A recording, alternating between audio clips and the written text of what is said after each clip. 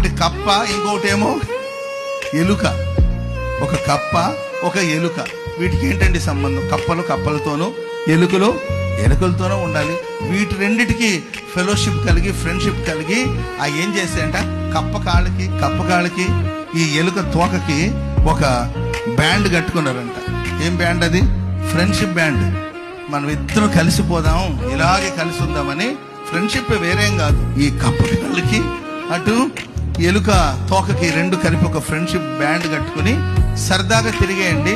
కప్ప అప్పుడప్పుడు నీళ్ళలోకి వెళ్తుంది కదండి, అది చిన్నగా ఒకరోజు నీళ్లలో దూకేస్తే ఆ కప్పతో పాటు ఎందుకు ఫ్రెండ్షిప్ బ్యాండ్ ఉంది కదండి. కొన్నిసార్లు మనం చేసుకునే స్నేహమే మనల్ని ముంచుతుంది, అంతే. అది కప్ప కాబట్టి అది నీళ్లలో ఈదుకుంటూ వచ్చింది. ఈ ఎలుక ఆడేద్దా చెప్పండి?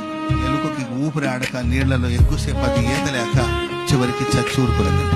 చివరికి తేలిందండి, నీళ్ల మీద తేలింది. అప్పుడే ఎక్కడి నుండో గద్ద భోజనం కోసం ఎదురు చూస్తున్నట్టుందండి.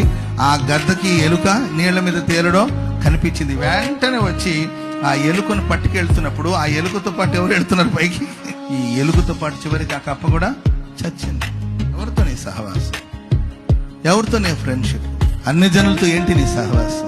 లోకస్తులతో ఏంటి నీకు సహవాసం? అంటే అన్ని జనులతో మాట్లాడకూడదని కాదు నేను చెప్పేది. మన సహవాసం దేవునితో.